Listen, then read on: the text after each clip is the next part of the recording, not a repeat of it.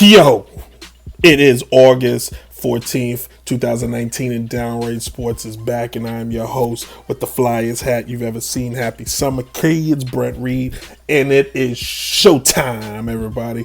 And Downright Sports is back. Thank you for watching. If you've never watched before, it's the most underground sports show you've ever seen. The reason why your man looks like Wolverine stunt double is because I am healing from an Achilles injury, for those of you that don't listen to the podcast, which we'll touch on later.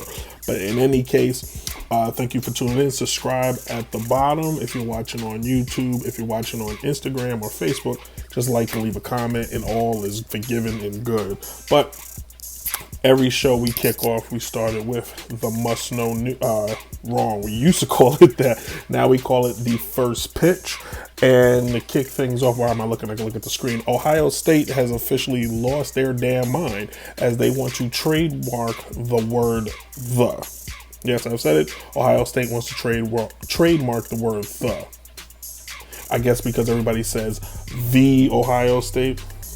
Well, the Ohio State has lost the damn mind, and I don't think that should be allowed. I think you trademark the word "the." I don't even know how that works, but we should stop that. Let's not even let that conversation spark up. Moving on to something a little more uplifting.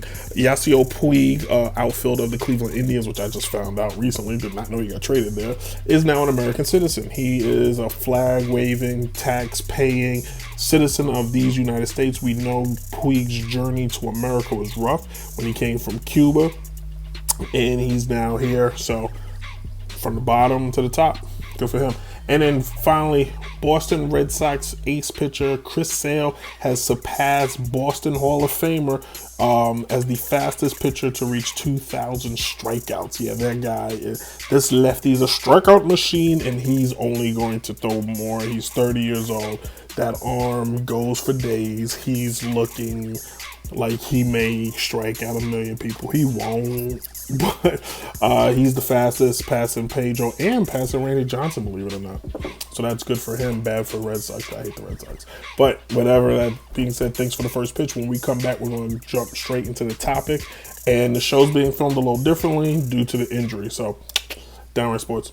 Welcome back, everybody. Well, it's a quick break, so you really didn't go anywhere. But in any case, check this out. So today's show, I'm going to touch on a topic that's a little touchy. The WNBA. I've spoken on this before. I had a show, go back and look in the archives, where I talk about trying to make the WNBA better. I'm going to kind of touch on that. And what made me want to attack this topic is what happened to Brittany Griner earlier this week. She got suspended for 3 games for a fight. We're not going to excuse that. But it's her comments that she said early in the week that led me to, I should talk to her on this. She basically was like, depending on how the suspension goes, it's going to make or break my decision whether to play in the WH, because she's like, I'm not here for the money, which is a sad thing, because anybody, when you're doing something that you love, you would like to think that you do it for free, which Brittany Griner is pretty much saying she does. We all know that the salary compared to the men's in both sports is astronomically different. It's like the lowest paid NBA player makes $3 million, while the average, I saw something, one NBA player makes what the entire WNBA salary is, or something like that, combined. Now, I'm not saying that you should just sprinkle them with money. You can't, because the money has to come from somewhere. Revenue has to come from somewhere. But I think the conversation, why does the WNBA struggle? Why in other women's sports do they flourish? Women's world soccer, not local, but women's world soccer. Serena Williams in tennis, Danica Patrick in racing, the women's Olympic team, the swim teams. There are women's sports where we know the names, we know the athletes, and they are stars, they are millionaires, they are making bucks. But why is the WNBA, the gap so different? Why has nobody caught on to this? Why does a league with retired players called the Big Three average higher ratings and attendance than the WNBA? Well, I have a couple things the WNBA needs to do. Number one, the WNBA, I said this before, they need a superstar. They need somebody from college, from high school, that they're grooming and that they're trying to mold. They need their LeBron. They need their Zion. Brittany was never going to be it. She can dunk, but she never was going to be it. Brittany Griner was never going to be it. They need another star. I always thought Candace Parker could have been that star. I still think Maya Moore could have been that star, but they did poor jobs in promoting them. Candace Parker had everything. She could play. She had the look. She could talk. She played at Tennessee. She was born to be the league's LeBron, and they never put the rocket on her back, using a wrestling term. Maya Moore, same thing. Even though she played in Minnesota, they never put the rocket on her back. And then another thing, the WNBA never had a superstar for any of their New York franchise, and I think that they needed that. If you have somebody in New York that can drive, just use the baseball analogy for the 1920s when baseball was in a rut and looking like they were going to close the doors. Babe Ruth gets traded to the Yankees, and they put a rocket on his back. They made sure that guy was everywhere. The salt and the swat was everywhere. He changed the game. Hitting home runs just to be like anybody could do that. He made it where it was sexy. He's in movies. He's on TV. He's everywhere. There's no need for the league to promote its retired players, because that looks like what it does. Like you got Lisa Leslie and Uncle Drew. Was Lisa Leslie and Uncle Drew going to do anything? You need more current players, more likable players, but not to mention you need somebody that is just dominant, and they don't have a dominant player. The NBA kind of prides itself on team basketball. They may need they need like an AI, somebody, give me the rock, and we just go to work and just take everybody to school. And they don't have that, or maybe they do and they're just deterred from doing it. But if you look at the attendance, I just read this a second ago. The New York Liberty, who used to play in Madison Square Garden, were forced to move to Westchester to play their games because nobody was showing up. The average attendance is less than almost around 6,000. 6,000 people are showing up to these games.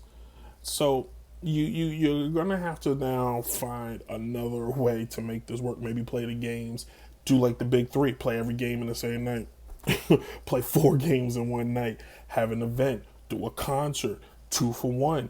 You can see the Seattle, can't even think of the name right now, but you can see the Seattle franchise, and then after that you get to see a Britney Spears concert. I'm aging myself right now. Amigos concert. You need to package it better. They need more packaging now. For the first time, the WNBA players will be in 2K20, which is huge because 2K basketball is the biggest video game for the NBA. It's not live anymore. So the fact that they're going to be in this game is a step in the right direction. Hopefully they're going to get paid for being in the game and having their likenesses in the game, and hopefully that will spring up more interest. Because of FIFA, the video game, a lot of kids watch soccer. So that should be some of the things. Smaller arenas, a superstar, more event-like atmospheres. Put them on TV. They need to exploit the players so they can get paid. You're not going to get paid because you work good. You don't get, in today's day and age, you don't get rewarded because you're a good employee. The only reason why anybody's talking about the WNBA is because they got into a fight. So think of that. Anyway, we're gonna come back. We'll wrap the show and bring back an old segment I've been using a long time: movies and video games.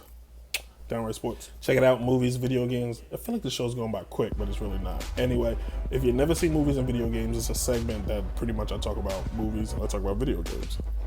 I also do some promo. This is where we end the show. Really, it's the last segment. So let's do some quick promo if you don't mind. Check out my podcast. I'm Just Talking, the podcast, hosted by Brent Reid. You can listen on Apple Podcast, Google Play, or SoundCloud. Subscribe, leave a comment, tell me what you think. There's music also on this show. Subscribe to this channel, Downright Enterprises, the new channel, the new name. It's moving forward. It's moving quick, baby. Woo! And then some outside of what I do promotions. Check out my homegirl Teacup at Compton Creations, handcrafted jewelry. I'm gonna buy some soon. I don't know if she makes men jewelry, but I know she makes a lot of good ladies jewelry. Go to her Instagram, check out her Facebook, like it, buy, spend that money, and it's American made, baby. And then my man Chunk, my former baseball teammate, high school mate, Devon Shern, is throwing a 3-on-3 bet. If you live in the Virginia state of Virginia, and you're within Cumberland, Buckingham, Farmville, wherever, sign up for the 3-on-3 tournament. It's August 23rd to August 24th. There is a cash prize. Team fees is $80, 4 players on the team minimum. To show up and watch the game is just $2. There will be also a door prize raffle, so check that out. For more details, call Devon Shern at 434-607-1447.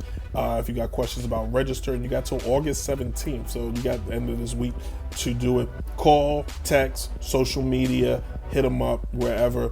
His social media, it's Chunk, bruh. Yeah, just hit it up. You see the picture on the screen here. I told my Achilles I was practicing to get into it. Actually, I was gonna put together a team, and now I can't. So I'll just be spectating and watching. So yeah, that should be fun. Anyway, make this one quick. That promo took a while. I thought about this. I watched John Wick 3 the other day. Right? So it made me think, what are the top 5 action movies of all time? So, in not any particular order, so don't jump at me like, who you make number 1? I'm just going to put together the top 5 list. Starting with, I wrote it down, John Wick. That John Wick, now to qualify, you got to be a series. I'm not doing just movies, so it got to be a series, so calm down. John Wick, 3 movies. Each of them, they get better. My man is just a machine. The first 20 minutes of the movie, he kills nobody with a gun.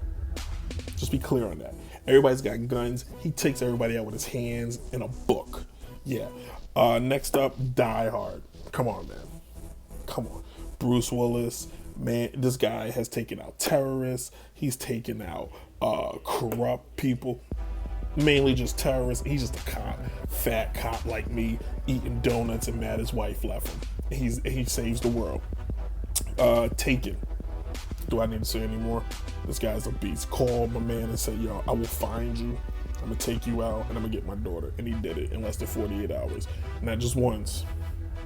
Not just twice. But the third time he had to clear his name. They said there's not going to be a 4th one, thank God. Just let it die. Mission Impossible. Come on. All you got to do is look at the second one, the last one, and maybe the one before that, and see the greatest action movies of all time. And Tom Cruise just gets better. He does his own action. He's the man. The Mission Impossible series made me want to be an action star. Like, yeah. And then finally, this is going to shock a lot of people, Jackie Chan Super Cop. Good series, maybe in Chinese, but it's fun. It's a lot of action, man. And that's exactly what you want out of an action movie. Some honorable mentions: Fast and the Furious, the Bourne series, Rambo, and Equalizer. And I'm sure I left some out, but those are my honorable mentions. So don't kick me.